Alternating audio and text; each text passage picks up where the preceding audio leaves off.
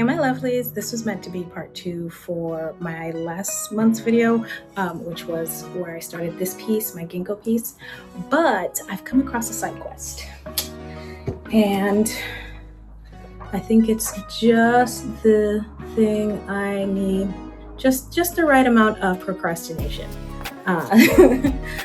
But I have an idea that's kind of inspired by the bigger piece. I've been wanting to do something like it for a little while, so this is kind of what I'm thinking.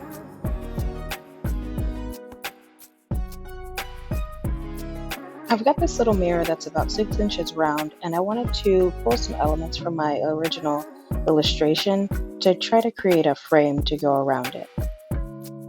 I usually end up pulling out this little mirror anytime I need to simultaneously watch my toddler and do my hair at the dining table, which may sound a little weird, but trust me, when you live in the chaos country that is motherhood, you learn to squeeze in your self-care during snack time if you have to. For this specific art call, the pieces could be no larger than 8 by 8 inches, so I tried to keep in mind all the scrap wood that I've been collecting, because I didn't want to go out and buy more for this project. This is why the base of this piece kind of took on that wave formation, but it started to feel really representative of water, and it wasn't my intention. So I scrapped this idea and started working on the second concept. So for this one, I really just wanted to let myself play with the details.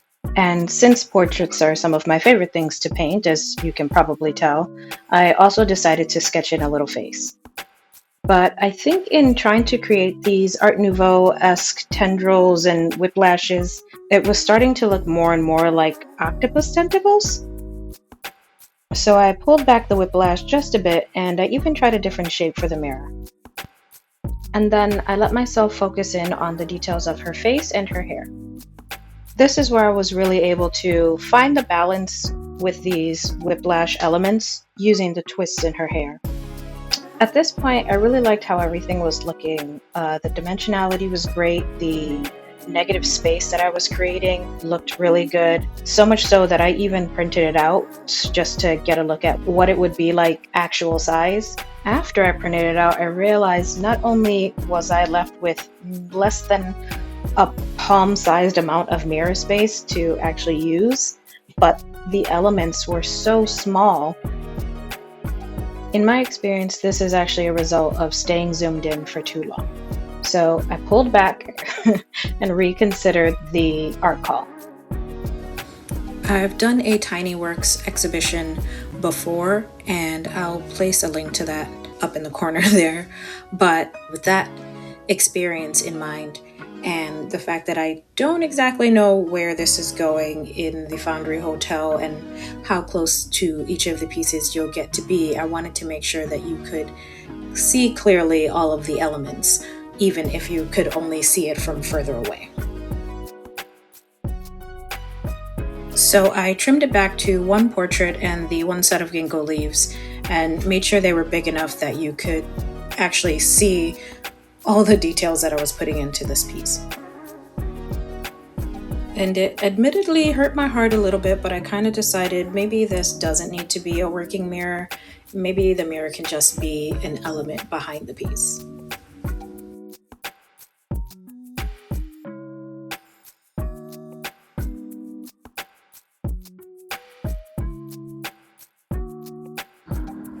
Okay friends, so I've got the wood that I want to layer on top and cut my image out of, but I don't know if you can see, it's like a little bit warped. So I'm trying to take the warp out of this wood. So what I need to do here is, I looked it up, and what you're supposed to do is dampen the concave side, so the indent, not the convex side, which is over. Dampen it and then iron it, and the steam should help flatten it. And and I've already done a couple passes, so I think this might be the last pass. I'm not going to spray it with water because this is like set to steam, and I don't want to overdo it, and everyone I read said to be careful because it's very easy to overdo it. So I'm just using the steam that naturally comes out of the iron. We're gonna see if this works. It feels flatter, like it's not feeling as wobbly, but that might be because of the towel, I'm not sure.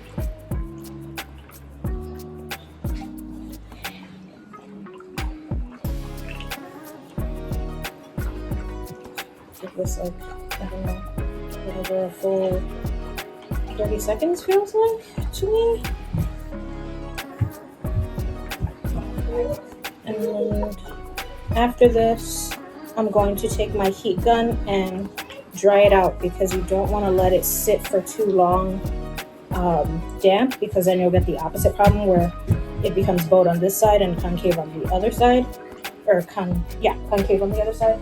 So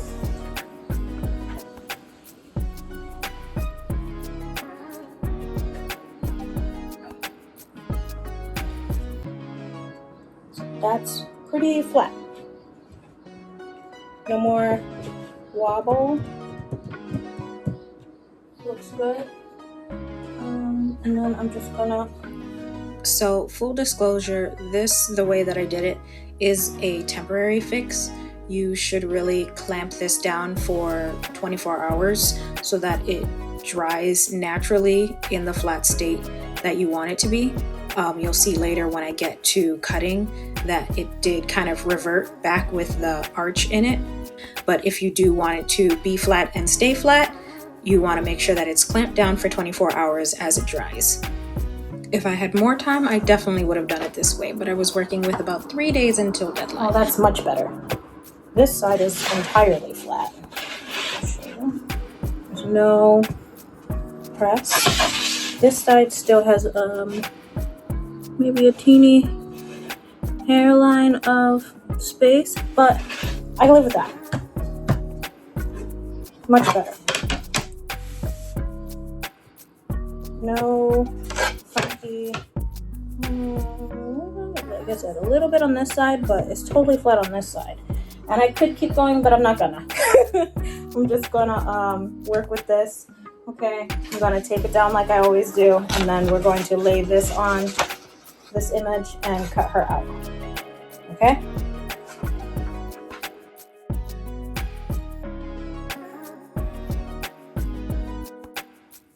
So before I get to that, I noticed that there was maybe like an inch of overhang on the image that wasn't covered by the board.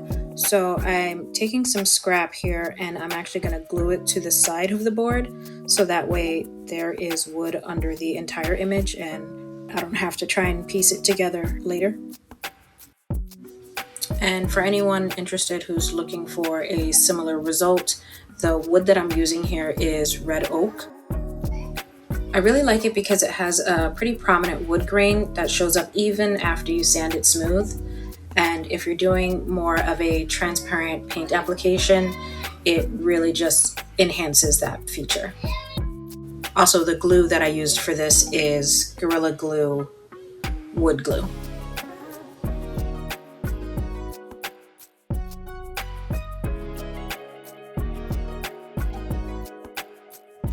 Okay, and the last layer is clear tape to protect the illustration and keep it from moving around.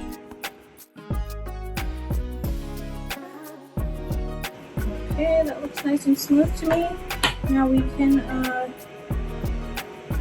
I think I might even let it sit for a bit to make sure that the glue underneath is dry because I don't want it to be sticky while cutting. So we're going to let this sit for a few hours before I do any cutting. I might even do it tomorrow. But that's where we are.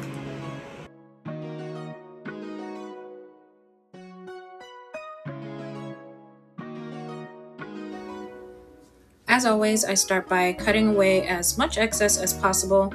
It just makes the piece easier to maneuver and a lot easier to control when you are cutting on the line.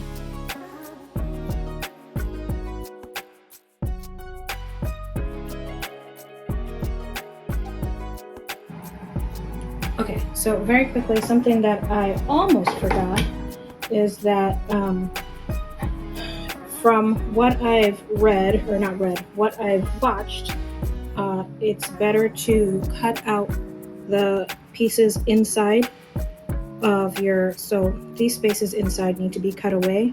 But if I cut all of this out, then I'll be working with like very delicate, fragile pieces, and then only have this much to hold on to. So it's better to cut these spaces out before you cut your perimeter, and it just gives you more control. So I'm going to drill a hole. You want your drill bit to be close to the thickness of your blade. Obviously not smaller, otherwise it won't fit, but not too much bigger. And I mean, I can go bigger actually, and it should give me a little bit more room to maneuver. So I'll probably pick a slightly bigger drill bit than this. There's at least one of these that I'm like slightly worried about getting the drill bit into perfectly, without causing too much exterior damage. And in these places, I'll have to like start from here and then work my way around and just be really careful. So I'm gonna drill a few holes just to make my life a little bit easier moving in these spaces, and yeah, hopefully that works out.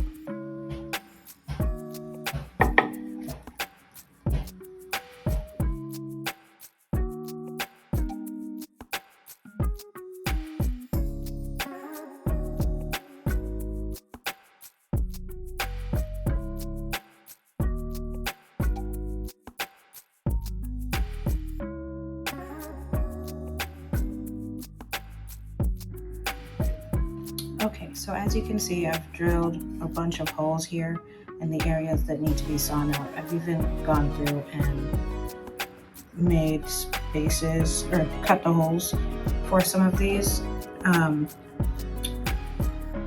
This took a lot of finagling for these much smaller ones. It was a combination of the, an X-Acto knife, some really thin drill bits, and the tiniest Dremel bits that I could find to get into these teeny tiny spaces, because even the like saw blade, while it's thin enough to get the blades through, to get the head through, I could only get so much done.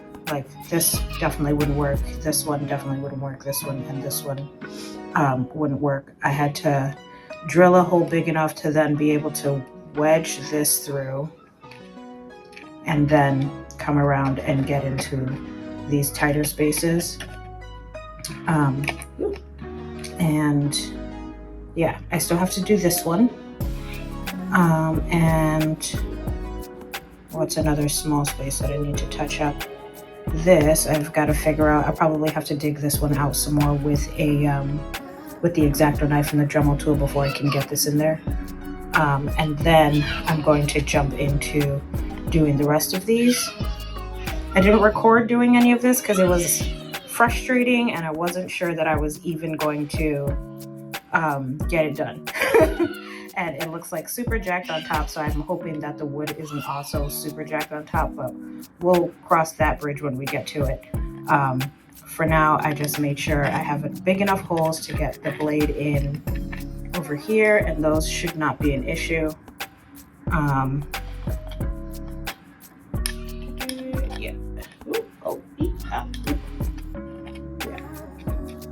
And then I can cut those out, and then I can cut the border around all of this. Cool, cool. Okay, so what I need to do is pick this all the way up, make sure the teeth of the saw are pointing down, not up, down. Then I need to find the hole that I want to go into. Be cool. I need to find the slot in the bottom. Make sure it doesn't come out. Ouch. Well,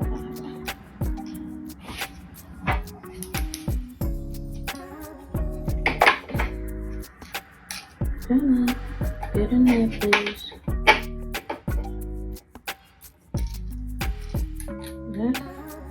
then there you go, nice and tight. Double check that the bottom is in place. Top is in place. Then I can position this where I want it to go. I think I want to get a little bit deeper in here. And then I'm gonna get around, because this is still connected, I'm gonna get around and disconnect this little nub, leaf, I don't know what that is. The little nub from the stem that's here. Okay.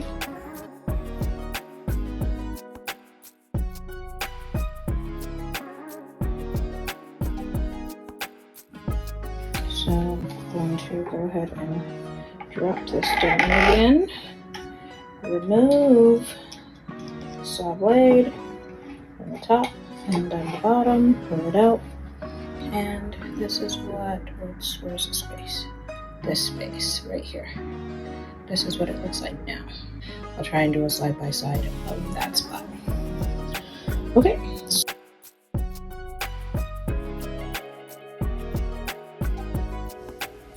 Now, while these close-up cut shots are probably what I'm guessing you all want to see, I gotta say, they are hard to do.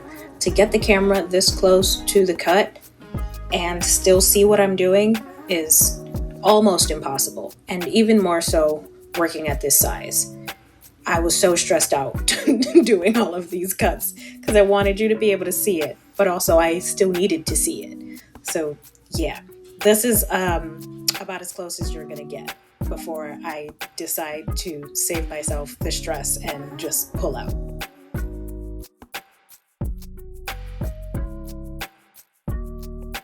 Then, with all the interior cuts finally done, I was able to relax and focus on the perimeter.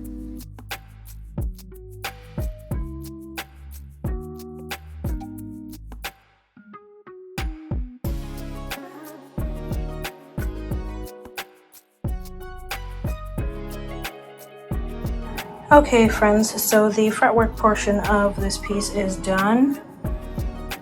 I'm going to go in and clean up some areas that I want to try and get a little deeper in. Like this little corner, I could probably use some work. All of the tinier tight spots that I couldn't quite get into with the scroll saw could use some work, but everywhere else maybe needs just some exterior sanding to smooth out some rougher edges.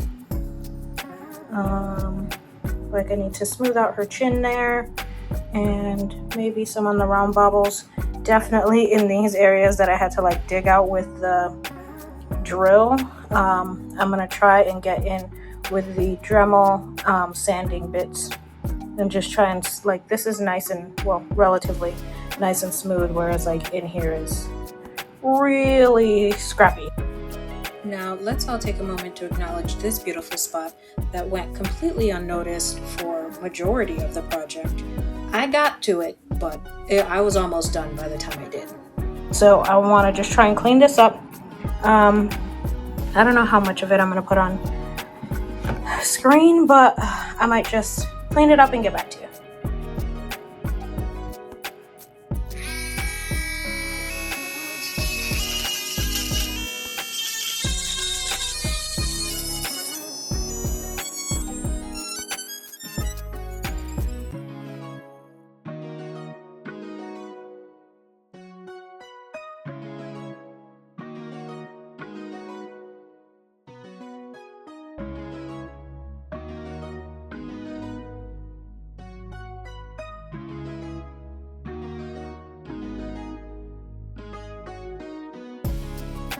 Okay, so coming in with kind of a new tool here, kind of not really. I got a heavier duty Dremel, not heavy duty, heavier duty than the one I already had.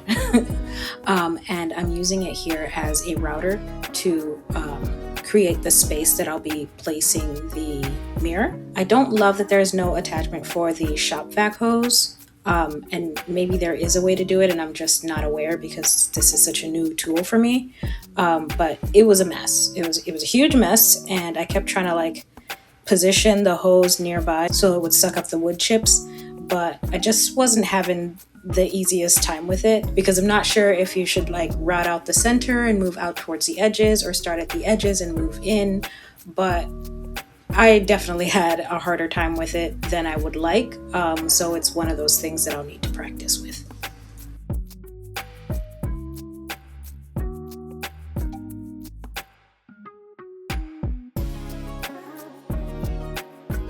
Okay, so we've finally gotten to the part where we're transferring the line art over to the wood. For this, I cut away small sections and fill in the details before moving on to the next area. So I'm beginning here with just the ginkgo leaves and berries. This can be a bit of a delicate process because if you make cuts that are too shallow, you won't get all the way through the paper. But if you cut too deep, you might mar the wood, which you can fix with sanding, but then you take the chance of a lot of uneven spots that have been sanded more than others. You just have to be very careful about how you cut away the paper.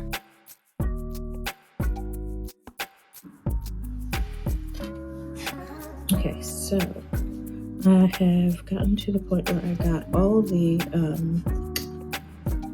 paper and tape off of the ginkgo leaves and the stems and berries. So I'm just putting a layer of acrylic marker on them to act as kind of a primer for the acrylic paint.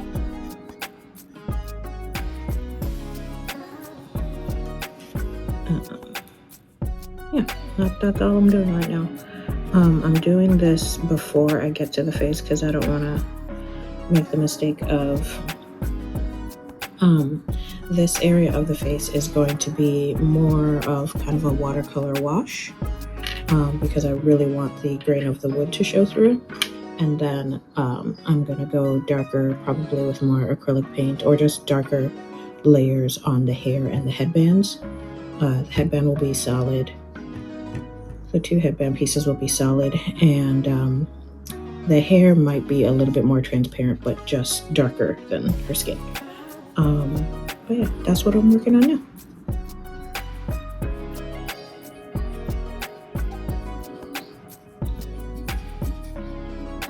As a first time doing this kind of fretwork, I really like it. I think I definitely want to do more fretwork. I'm not super pumped about this size. Having to do it so small, like, I don't know, once I did a bigger piece, I'm like, I don't want to work small anymore. It's so much easier on my eyes to work big. And this is not even small, like compared to works that I've done in the past, this isn't even really that small. Like I did a whole collection of pieces that were 8x8 and it was fine when I was just using ink, but working this small with the saw, and even right now working this small using this marker pen, I'm just like, why is it so tiny? So enjoying it because this is really cool and I like the idea that I've come up with. So I don't remember if I've already said this, but my initial thought was to have this decorative mirror with elements all around it, but the more elements that I put around it, the smaller surface area that you can actually see the mirror. So I was just talking to my husband about it and kind of like working it out by having the conversation, but decided to put a hinge kind of behind her mouth and nose area, and then it will be something that you can open up and still use. I'm not in love with this part, showing my mistakes because it was the first time using the router, but this area here, the space that I made was at first too small, so I tried to like route out a little bit more, and then I made it too big and a little bit worked, and it's okay. mistakes are lessons, and I don't know that it like totally ruins it. I think it's okay. I wish that I didn't do that, but it is what it is. I'm still gonna submit it, and hopefully it still gets in. But yeah, I think I want to put a hinge on it so that way you could like hang it near your door or something, and it will be just a pretty art piece. And then when you're ready to head out for the day, you can pop your last bit of lipstick on or whatever. Check your face before you head out the door, and then put it back into like position as a little art piece. That's kind of what I'm hoping for this one.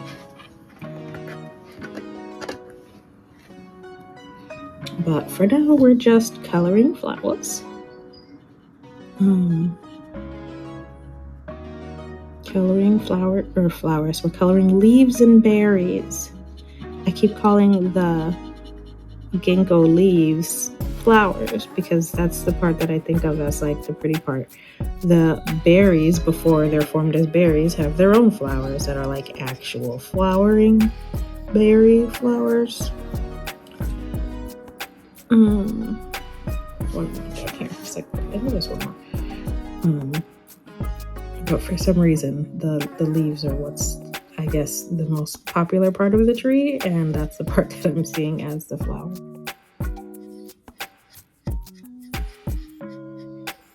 I know I could like pull out my actual acrylics and do this, but it felt like, why make it more difficult when there is an easy option at hand?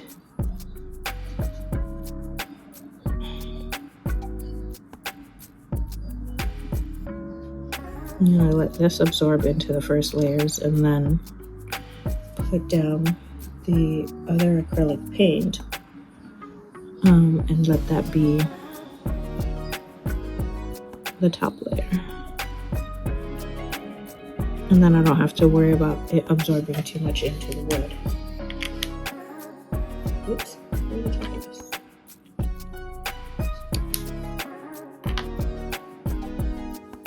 I should probably mention that this is my first time using acrylic markers. They were so satisfying to use. I mean, laying the color down and even blending was really easy. If I had a wider color range and maybe some metallics, I would have been very tempted to just do the ginkgo leaves with these markers. I'm pretty sure they were actually gifted to Omi with a little astronaut toy. But as soon as I realized they weren't Crayola, I was like, ooh, yeah, you can't play with these because I really don't need it to end up on my walls. But on the other hand, a fresh set would make a nice birthday gift to me. Oh, and before I start actually painting, I redefined some of the line art with a micron pen just because I know the metallics are going to completely cover any lines that are still visible under that first layer. Okay, this is where I've got so far. I don't know if you can still see the lines there, but I'm gonna go over with some like ink weight line art.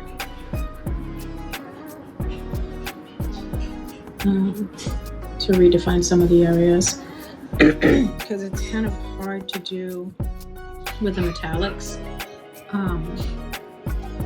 Everything like is reflective, so you get a lot of white and you can't see where the definition of things are with the metallics. So I'm going to go ahead and give it back its line art for the flowers.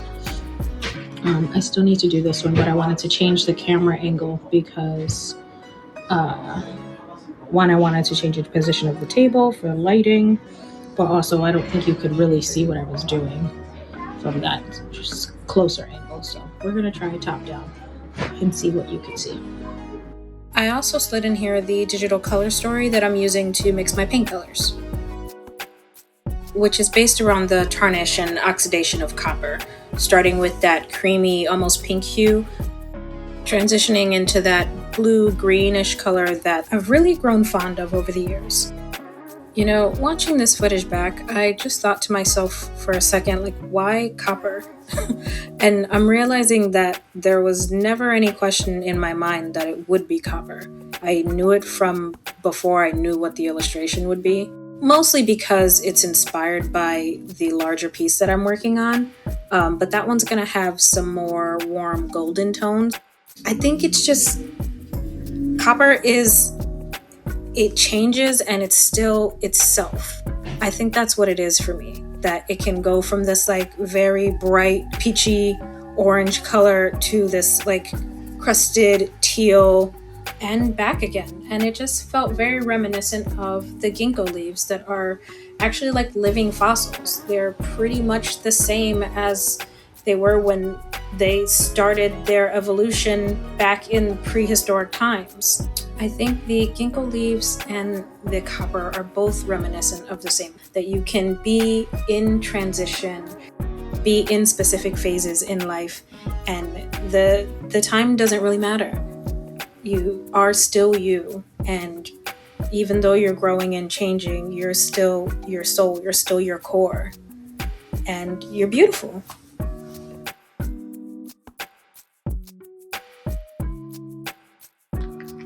Okay, what I'm doing now is the last part, which is painting her face, then painting this background piece and attaching the two pieces together. So yeah, that's where we're at. I gotta say, watching this part of the painting process over in normal speed was kind of funny, because I started explaining how to shade and paint a portrait, and then I don't know, I guess I just got lost in the process and forgot that I was supposed to be explaining it and just like I was like mumbling to myself and like completely forgot I was explaining what I was doing, which honestly was probably for the best, because I was also so far into the zone that the camera stopped and I didn't even realize it, so I lost a chunk of the painting process. This is what happens when you fall into a flow state. The whole world falls away.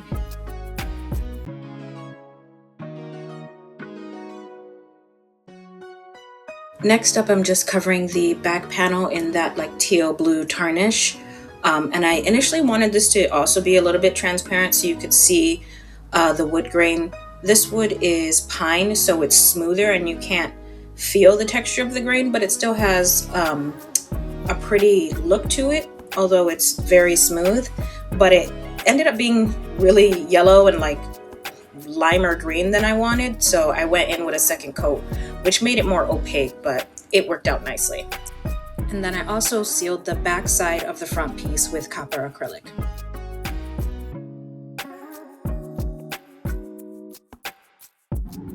Okay, so finishing touch before I assemble this piece together is some varnish. And then I need to put together the mirror portion. I'm gonna do this first. My varnish is always 1 part varnish, 1 part water. I like to cut it in half so it's easier to get on and I don't end up with as much of the like cloudy white bubbles. See in here a little bit.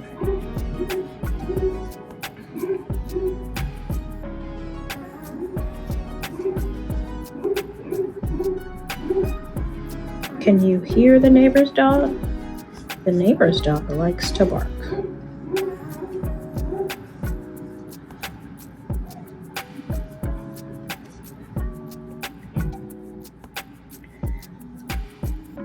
Primarily in the evening.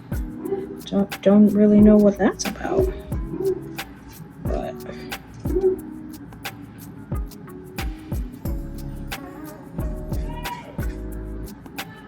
supposed to be. Now, this is the mirror that I've been like testing out for the area the whole time, and it's got all kinds of fingerprints and dust on it, and I wouldn't be surprised if it's scratched. So I took another piece, because this came in a pack, and just put a bunch of painter's tape on the front, so that way I know this is the piece that I'm gluing down, and it hopefully won't get scratched up. So to be safe, I'm just gonna go ahead with my Artist Liquitex, because I know that that is made to be both UV protectant and also not yellow a ton over time. So I decided to assemble this off screen for my own peace of mind, and here she is. I'm calling this one Ginkgo Reflection. I really love the results of this piece, especially for how fast I was able to turn it out. If you'd like to see whether or not I got accepted into the Tiny Art exhibition, you're gonna need to follow along on my Instagram page. But aside from that, I just want to say thank you all so much for watching, and I hope to see you real soon in the next video. Bye-bye!